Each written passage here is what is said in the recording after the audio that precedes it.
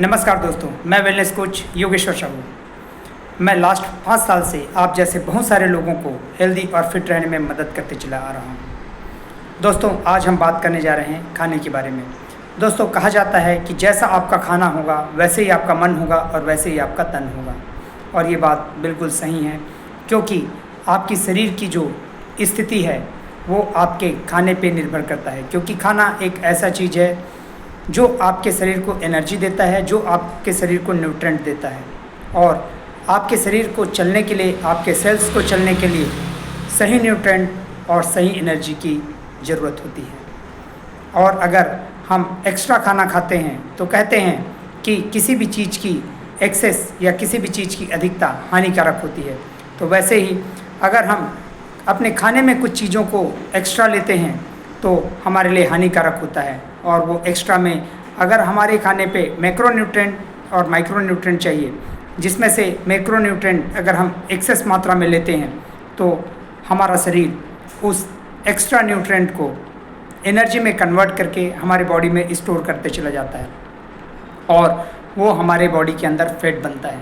क्या आपको पता है कि आपके शरीर का निर्माण आपके भगवान ने, आपके गॉड ने, आपके जीसस ने, आपके वाहिगुरु ने, आपके अल्लाह ने, जिसने भी आपको बनाया है, जिसको आप मानते हैं कि आपने आपको बनाया है, उन्होंने इतना स्मार्टली और इतना इंटेलिजेंट बनाया हुआ है कि अगर कोई भी चीज़ आपके शरीर पे ऐसा चला जाए जो आपके शरीर के द्वारा उपयोग नहीं करना है, उसको या तो वो बाहर निकालने की कोशिश करता है और या तो वो एक ऐसा सिकोड़ के रखने की कोशिश करता है कि वो आपके शरीर के किसी आर्गन को नुकसान ना पहुंचा सके। क्या आपको पता है कि अगर आप केमिकल युक्त खाना खाएंगे और कोई ऐसा चीज़ जो आपके बॉडी पे बायो अवेलेबल ना हो, मतलब अननेचुरल हो, जिसको आप नेचुरल की बात करते हैं, वो ना हो, अगर वो खाएंगे तो वो जा कर के आपके बॉडी में जहाँ पर भी जाएगा उसके चारों ओर एक फैट का आवरण बनेगा और उस फैट के आवरण का बनने का कारण होता है कि वो आपके बॉडी के अन्य आर्गन्स को डैमेज ना कर सके और उनको नुकसान ना पहुंचा सके। और वो जो आवरण बनता है, तो अगर एक बार फैट सेल का आवरण कहीं बन गया है और वो जल्दी से बाहर ना आए तो उसके ऊपर और भी आवरण बनना शुरू हो जाते हैं और उसको और भी कवर करना शुरू हो जाता है। तो उस कवरेज में कई बार ऐसा होता है कि कोई इंसान फैटी होना शुरू हो सकता है। हालांकि उनको लगता है कि मेरा सब कुछ सही है, लेकिन अगर कोई छोटा सा केमिकल भी किसी के इंसान में चला जाए तो उनको ऐसे फैटी होने में टाइम नहीं लगता है।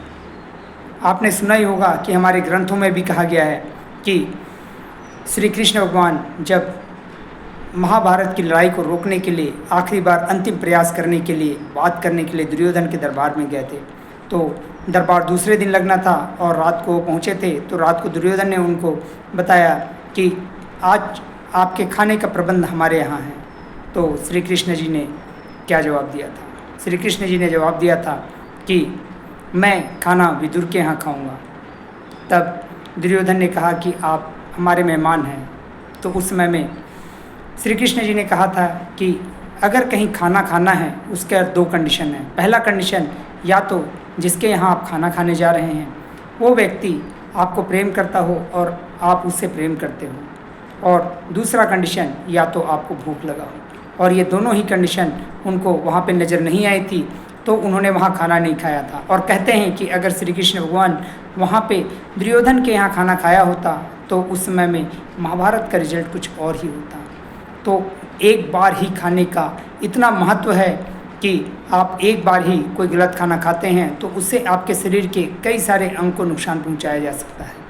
और उस चीज़ को हम ना समझते हुए कई बार ऐसा होता है कि हम खाने के बारे में बिना जाने हुए भी बहुत सारी चीज़ों को कंज्यूम करते रहते हैं और कभी हमारे सामने कोई अच्छा चीज़ आए तो उस पर डाउट क्रिएट करते रहते हैं। तो मैं आज यही बताना चाहूँगा कि आप अगर ऐसे चीज़ खा रहे हैं जो न्यूट्रिशियस है, ऐसे चीज़ खा रहे हैं जो हेल्दी है, तो आप उस पर बहुत ज़्यादा डाउट क्रिएट ना करें। और कुछ ऐसे चीज़ जो देखने में आपको सही लग रहा हो बट न्यूट्रिशियस और हेल्दी नहीं है, तो उसको अवॉइड करने की कोशिश करें।